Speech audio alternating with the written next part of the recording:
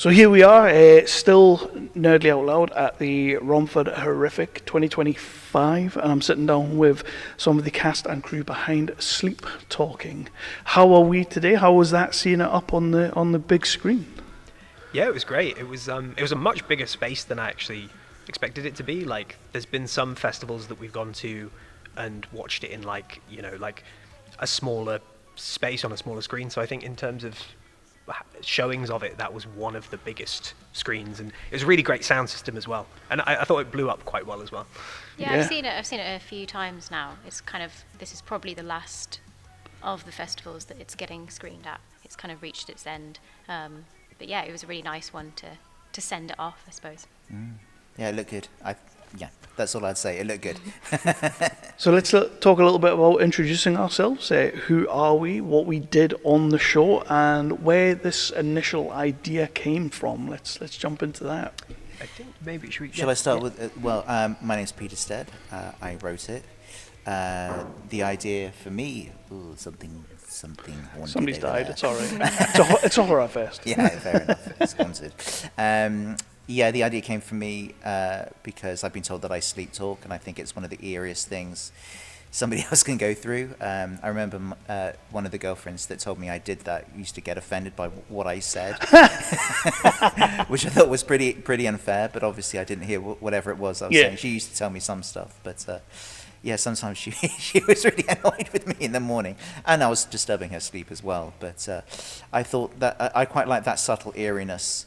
That natural eeriness, and you see it in a lot of fan footage stuff as well. You know that everyone's seeing Paranormal Activity and that kind of thing as well. The very eerie scene where she's just staring at her husband, and there is a different kind of monster in the house than what you normally get. So I guess that's where the idea came from. Originally, that script was it was going to be part of an anthology that never happened, but yeah, that's where it came from. Was there any, in terms of the writing process and getting the story done, was there any ideas that you had that were maybe just a little bit too out there because you wanted to keep it, I never avoid putting ideas in a script just because they're out there. Normally they're the first ones to go in there, to be honest. Right. But no, it wasn't like that. It was just... It just flowed naturally, and it was based on personal experience. So it's nothing more dramatic than that. I'm Gwyneth Evans. I played Vicky. I also did the sound editing as well. And similarly to you, I have my own experiences of sleep talking, which you have also experienced secondhand, Jack. So it was interesting to play, I guess, very similar character to myself, except for the ending.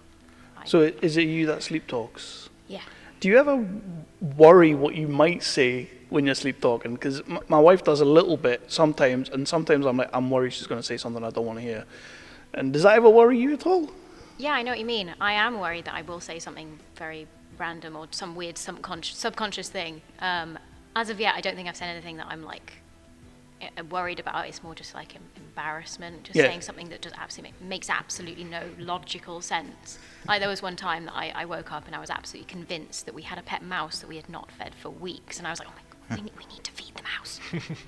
We haven't fed the mouse, Jack. Very bizarre. Yeah, what was weird as well is, sorry, I guess I say my name. Introduce yourself. Yeah.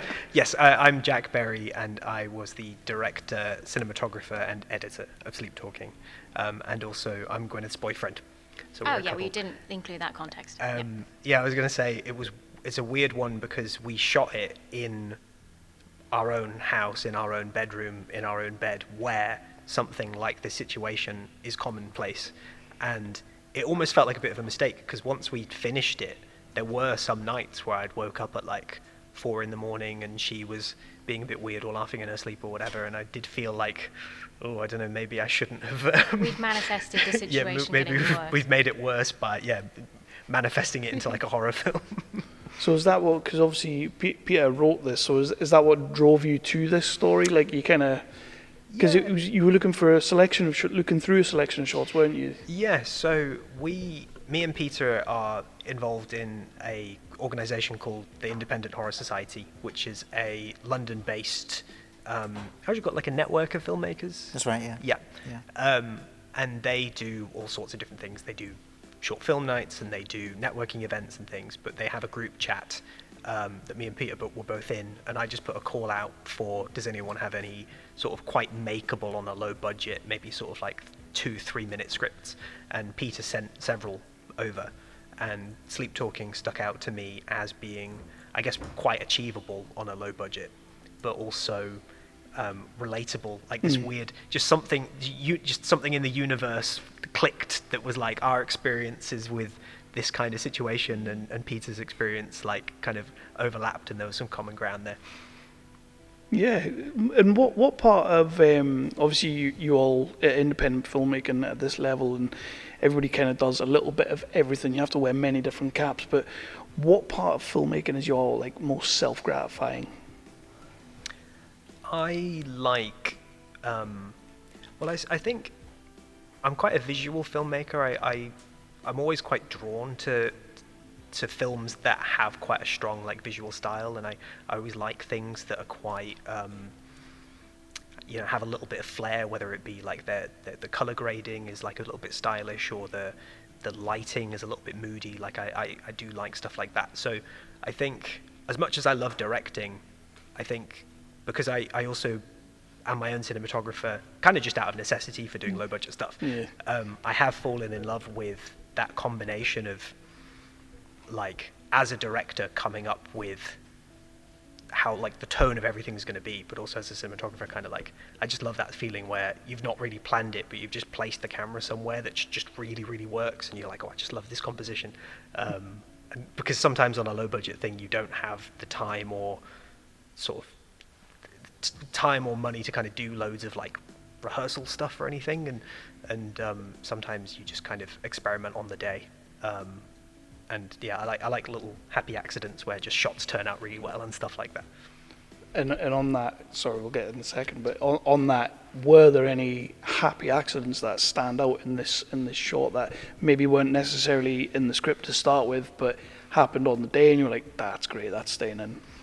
Yeah, well, I think originally we kind of thought that throughout the film he would be checking like more of an analog clock, like just a ticking kind of analog clock. But our sound boom operator brought a digital clock along, and it's just like, we could kind of use this if it works. And it was this digital clock with these big bright numbers that gave off a bit of a blue light.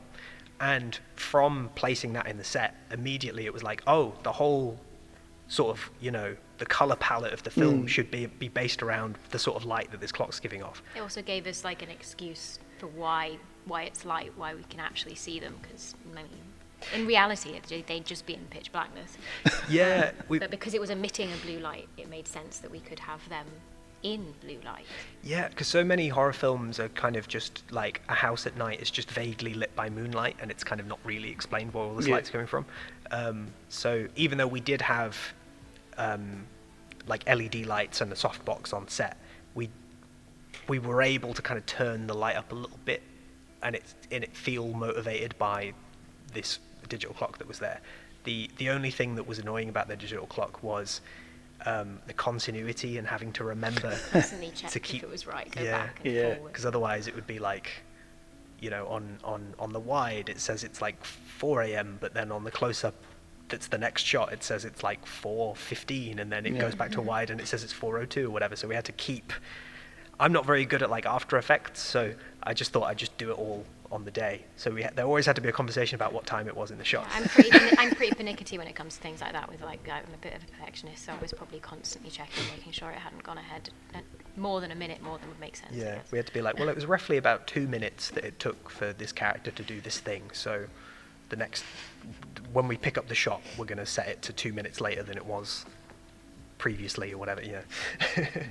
I would say normally you could let stuff like that go, but you really can't. You really can't. And in terms of favourite thing to do, favourite hat to wear on set? Yeah, I guess I've always seen myself just as an actor. And I guess when we started making films, me and Jack, we started making films together, I was like, what can I bring? And because I'd done a bit of voice acting, I was like, well, I guess I know a bit about microphones and things. So I started doing doing some sound recording and then sound editing in turn. This time around, I just did the editing. We had someone else record the sound, and I do really enjoy doing the sound stuff. But just overall, I mostly I fit nicely into just acting, but I'm happy to fill in with other bits and bobs. I've self-taught myself other things. But with horror, it's a very tricky genre as well, because sound is very important. So how did you approach that as someone who's not necessarily a sound person, but you kind of just learning on the job, kind of getting it done? How did you approach that? I guess because I'm a pretty jumpy, sensitive person, so I'm not the best when it comes to horror in general myself. But I guess from that perspective, I was kind of like, well, what would work for me? Like if I was watching this, what do I feel like needs to come in then that would maybe make me shiver or something? What sounds a bit visceral or a bit like intense? Like my final project actually in drama school, I involved like sound and audio in more of like more immersive, so sounds moving from left to right and things, and I like connecting with the connection with sound and how you feel. So I suppose bringing that in to when I've done sound design and things, I like kind of finding the connection. Don't know if any of that No, made definitely. any sense. I think I did. Yeah, I agree with because she doesn't watch horror films. Yeah. I think that. I do now. When we met, she hadn't seen that many. Okay. And well, I mean, she's watched a lot here today. I'm digging myself a hole at the moment. No, you're not. It's totally fine. Because she's not a traditional like big fan of horror. I think that's quite a strength because she's acted in quite a lot of horror stuff, and you've been involved in like the crew on quite a lot of horror stuff. So I think that maybe it's almost in a way been a strength because you know what. I guess I've explored it with a more fresh mind, maybe, of like what works and what I connect to. She's not pulling from other films she's seen necessarily. Yeah. And Peter, you're primarily writer, aren't you? Yeah, I wasn't on set, so writing is the hat that I is the only hat that I really like. So I do a bit of acting sometimes. But you did watch it today. Yeah, and I you watched saw it. it in there. Yeah. And from the initial inception to it being completed and up on the screen, what would you say was probably your favourite reaction that you maybe heard from the audience or from other audiences that have watched this show? What would you say has been your favourite reaction or bit of feedback that you've had? Gosh, I can't remember reactions, to be honest. You were saying that people had laughed at certain points, and there is supposed to be some subtle humour weaved in there. You know, when she says that, don't wake me up, but she's the one that woke him up, but it wasn't her fault, and he's sort of keeping it together basically because he really wants to go back to sleep. But that's more kind of subtle humour. So. In terms of reaction, some people find it funnier than other audiences. Other audiences, I think, are more just drawn in and they're just watching, and it's got that sense of suspense and tension throughout, and that strangeness that I think that pulls people in. But we were saying today actually that we were both watching it almost as audience members, and we felt that it hung together very well. It's very slow, but it certainly isn't boring. It's got that suspense. It's got that natural menace. It's got that moment-to-moment detail that I think actually does draw you into an ending that is genuinely unpredictable. Yeah. So, yeah, that's just me rambling. But it's I haven't recalled audience reactions too much, but the audiences. I've definitely liked it, so that's good to see. And in terms of seeing it up there and there, that's talking about audience reactions that you've seen, and we'll start with yourself, but this could be for everyone. What is that moment in there that you're really proud of? That like when you first wrote it, you thought that's gonna look class.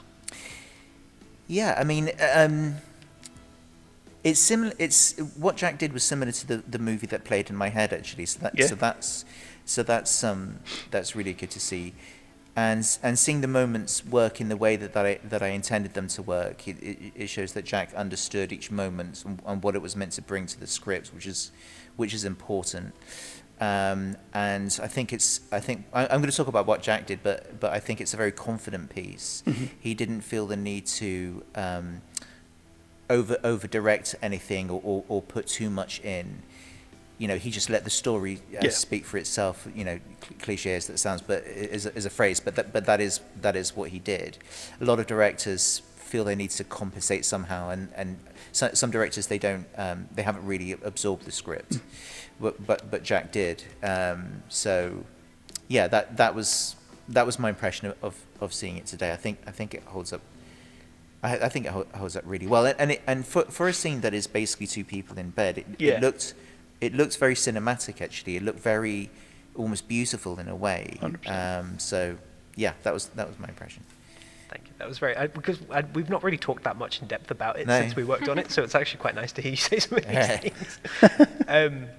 Yeah, I was going to say as well, like in terms of the tone of it and stuff, the composer Andy, he did like a first draft that was like scary music just from scene one, like quite scary when they're in bed, quite scary when the first thing happens. And I sort of said, I think it's going to be stronger if we try and, because in a way that almost could have been us being like, trust us, something's going to happen. But I think to get rid of that crutch, I was like, I think it might be more interesting if just like the scary elements come in more towards the end, and you do kind of get 2 minutes of kind of like you don't really know how to feel about what you're watching, and it's like got these kind of little comedy moments, and it's quite quiet, and it's quite just sort of liminal and strange, and the score itself is really it's really original actually. Like I really thought it was cool what he did. There's a lot of like I know he described it as sort of sounds that he's heard when he's had like nightmares and things. There's a lot of like metallic clanging and kind of like sort of raindrop sounds and things that you wouldn't necessarily expect with like a horror score necessarily. But no, yeah, I think as well some of the other shorts that were shown today didn't rely on like a big jump scare at the end, because maybe that is a bit of a cliche, and at a certain point I'm just like, oh well, ours doesn't subvert that expectation necessarily, because I think that maybe that is quite a cliched thing for a horror short to just end with like a big jump scare. But I think that the way that the actors performed it and the way that sort of Peter wrote it, it doesn't feel unearned and like just a cliche jump scare, if that makes sense. Are there any intentions of maybe living with these characters a bit longer and maybe blowing it up a little bit? Not right now. It's They want you to write it. Oh yeah. Well, there are a few shorts that I've written that are similar to that. I mean, there's another one called Sleep Walking, and that's obviously a very eerie thing that people do as well, and I think there's a lot of potential in that. No, there are other projects I'm focused on at the moment, but I'm very happy with the way that this project. Can I say one more thing about the previous question actually? Yep, go for it. And this is something I've mentioned to Jack, is about Gwyneth's performance as well, because what I think Gwyneth brought to it was a kind of physicality, and you see this sometimes where let's say someone's possessed and they have this sort of jerky nature. kind of physicality. You can't see me miming that, but Gwyneth's physicality suggested that, but it was in a naturalistic setting, which was the thing that I thought really was in the spirit of the script as well, and I thought that was very effective. And there are two shots where she suddenly stares at Kieran's character. I forget what name I gave him, but Simon. Simon, that's it. Simon. But Kieran's character, and her eyes just look completely black. They're just a pair of human eyes in the darkness, but they look completely, that kind of shark's eye black. And those are two things that when I was watching it today, I'd seen it before on the screen, but that really worked. Anyway, sorry, that was the previous question, really. But yeah, like you say though, when you see it up on a big screen like that, it's almost cinematic. So moments like that, when you're in a close up on the face and that's all you're working with, it's gonna look striking, and it does. So you're absolutely right. That was another moment where originally there was a piece of music that when she opened her eyes, there was music to suggest what she was thinking, that then we decided to get rid of, so you didn't really know what she was thinking, Yeah, you and just it feel just a bit was even more- emptier. You feel more uneasy, I guess, because you're like, what? Oh, is she going to do something? Is this the start of something else happening? And then it kind of just fades again.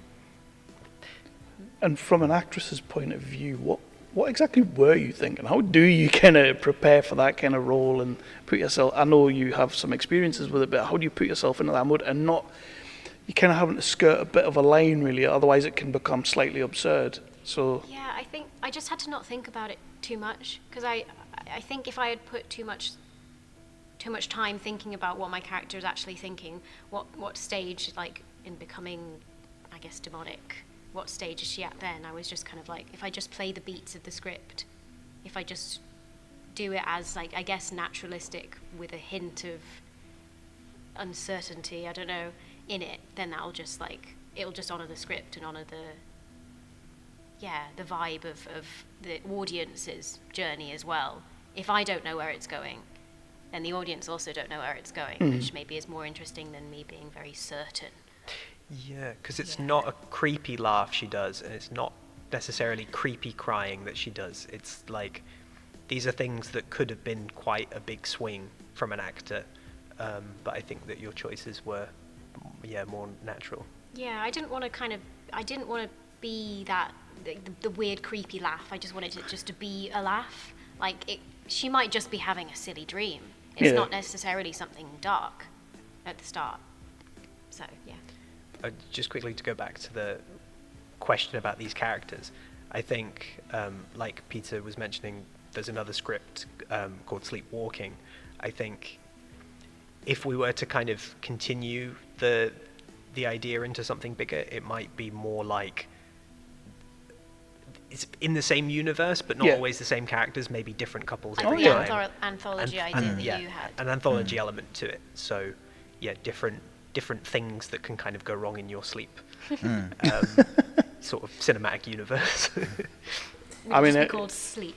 Yeah. everybody's into cinematic universes right now, so absolutely go for it. Can I suggest puppets? yeah. Yeah. Why not? What is everybody doing next? What's the next project we're all going to be working on?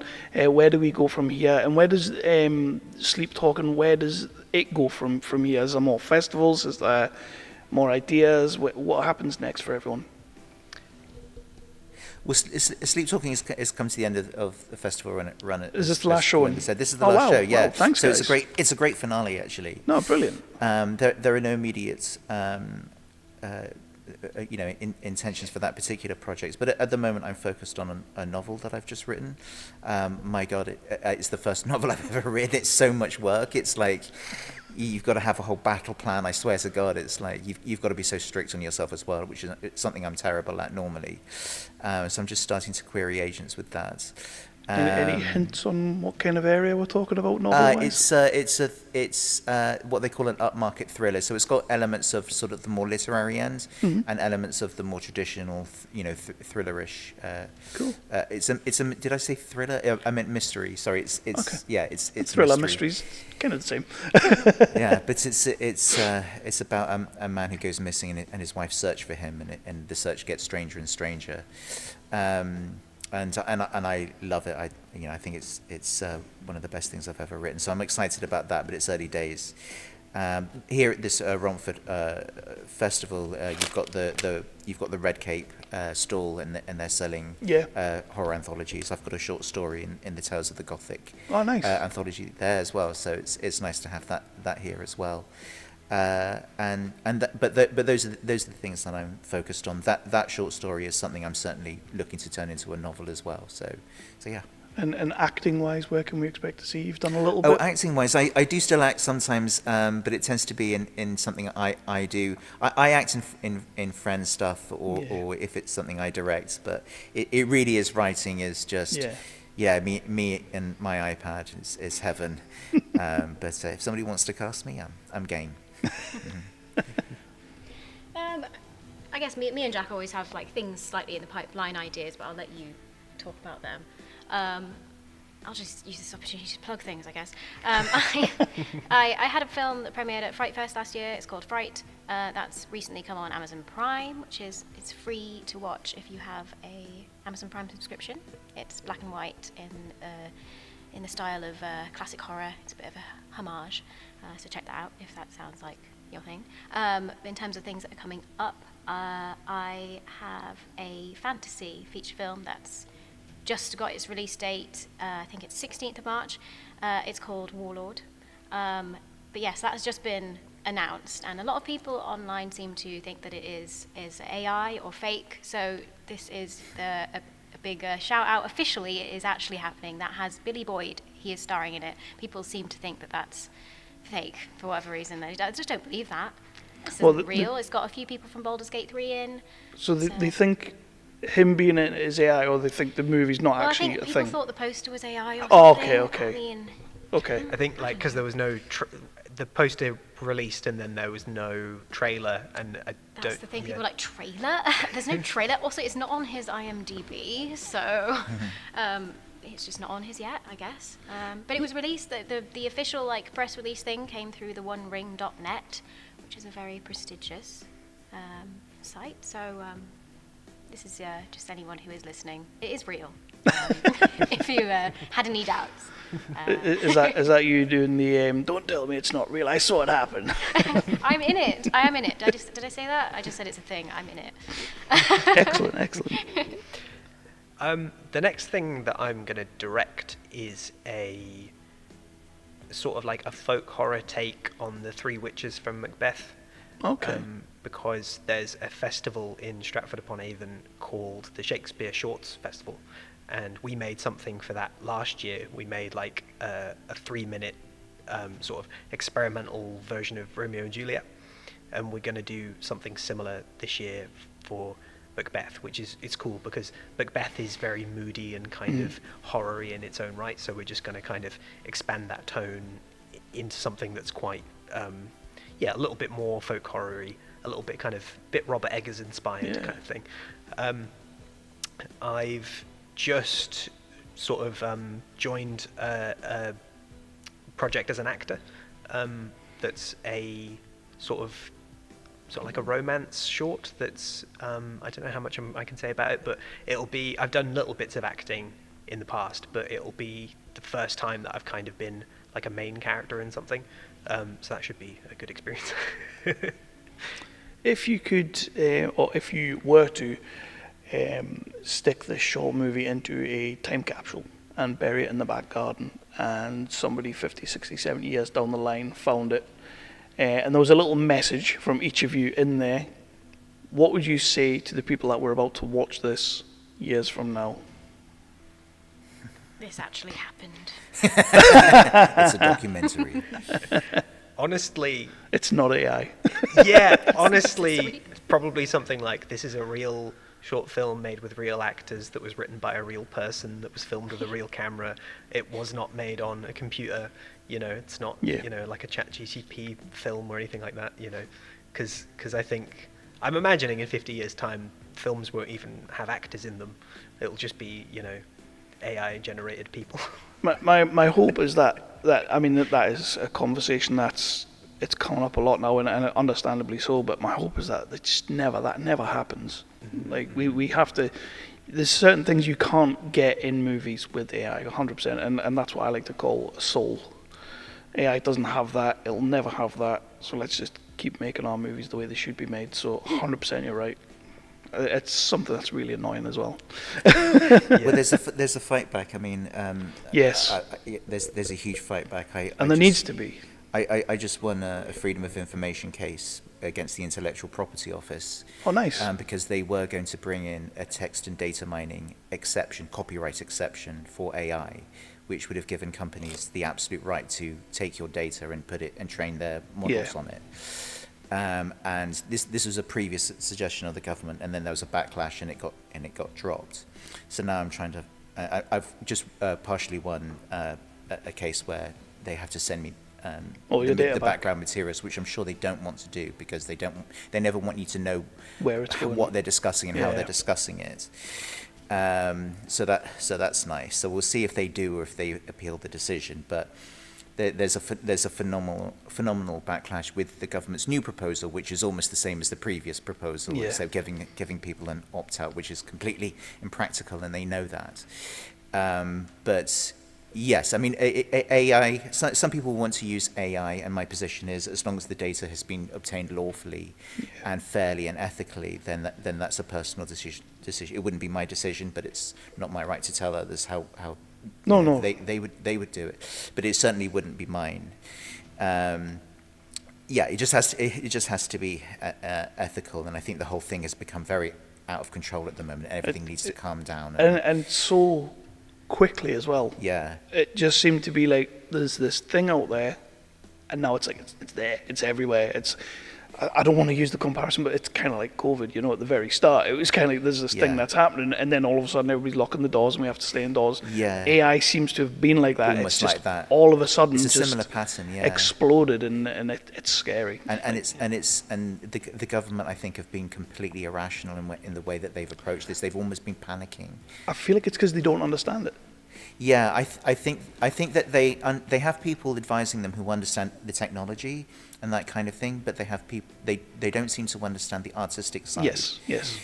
And even the people in the DCMS don't seem to be very well versed in what art is and why it's good for people, it's good for the nation, and from a nation point of view, it's good for the UK soft power abroad and things like this. They say that they get that, but my impression is that they don't really understand that. There's a very bad economic case for it as well, because the UK creative industry is about 5.6% of the UK's GDP. So, I mean, if AI is going to drive all these jobs, but at the expense of these creative industries jobs, it doesn't really make a lot of sense. Not really, no. So they need to release any impact assessment reports and that kind of thing as well. So all across the board, it's gone crazy. But there is a big fight back, and there's a much more balanced debate now. So hopefully, I mean, there are signs that the government is actually beginning to U-turn a little bit as well. But it's still a fight that's going on. Yeah.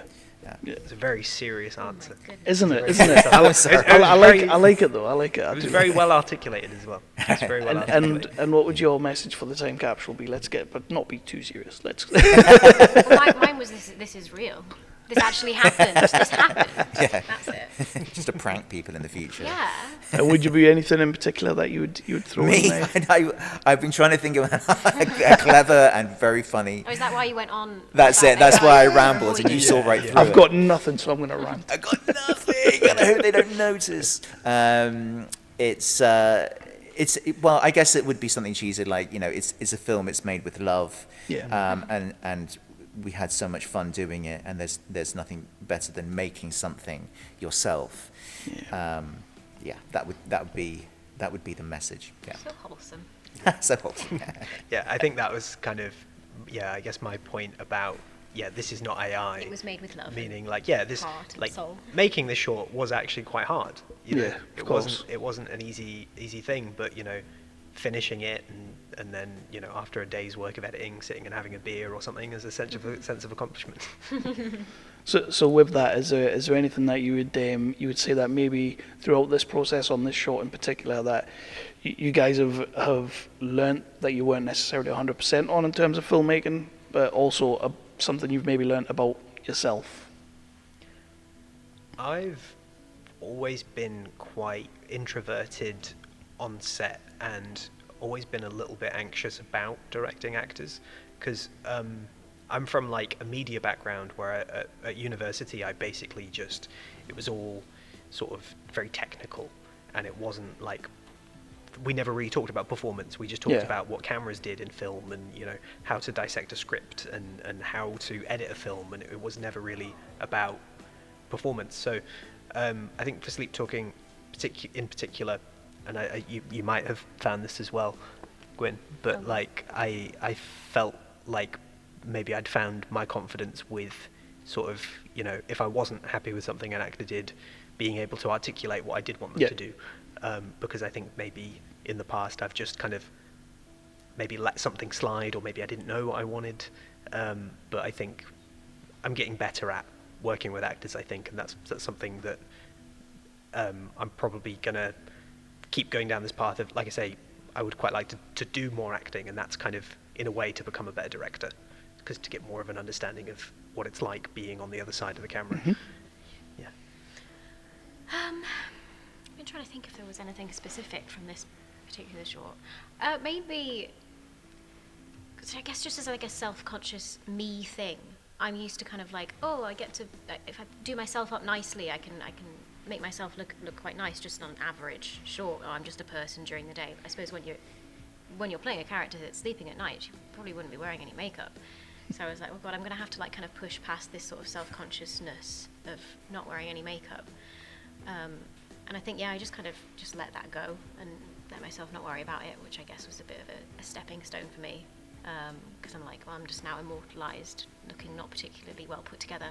But it's fine, because it's the character, and I think if I was made up and I looked nice, then it wouldn't work, and it would just take you out of the situation and be like, oh, that's just an actress. Yeah, I guess that. Maybe just embrace it a little bit, because it's working for Pamela Anderson. That is true. She's owning it. Yeah. Anything you've maybe learned from the writing process on this side of things? That it's okay to because I wrote this script quite quickly, actually, and it was one of the scripts that was almost written in my head before I. It's a very short script, so it was written very instinctively. Mm-hmm. It was nice to flex those kind of muscles where you write something that I think is subtle but powerful. Yeah. That's the kind of writing I admire. I think, was it you I was talking to about Mad Men earlier, or was it someone else? I forget. I think it was me. Oh, it's someone else. But Mad Men's a really good example of subtle but powerful writing that has a kind of a cumulative effect, Yeah. and that has an impact at the very end, or at certain key moments. So yeah, it was just nice to flex that muscle and realize that I put a lot of work into my writing, but sometimes it ruins it if you put too much work in. You can write instinctively. The other short that I had here 3 years ago, that was completely improvised. It was found footage, and it was just me. I had an idea in my head, but it was me just talking to the camera. So there are all sorts of different ways to write. So that's what I'll take away from this. Awesome. Well, guys, thank you for bringing the short to the festival. Thank you for sitting down with me and doing this. I know we already spoke earlier, so you're probably sick of seeing my face. But thank you so much. Thank you. Nobody says that enough. Yeah, and it's just quite funny that like the short's only like 4 minutes or something like that, and we've been talking for like.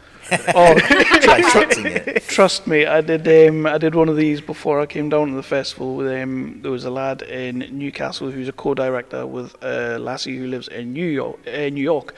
And we ended up talking for about 2.5 hours. And again, their short was VHX, the one with the videotapes. Wow. Yeah, I love that. 6-7 minutes long. Yeah. 2-hour conversation.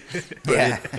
So, I mean, it could be worse. But honestly, guys, thank you for sitting down and doing this and giving us your short. And Nerdly and Romford will be absolutely checking out what you are doing going forward. And we can't wait to see where you go from here. Thank you very much. Thank you very much. Thank you. Cheers.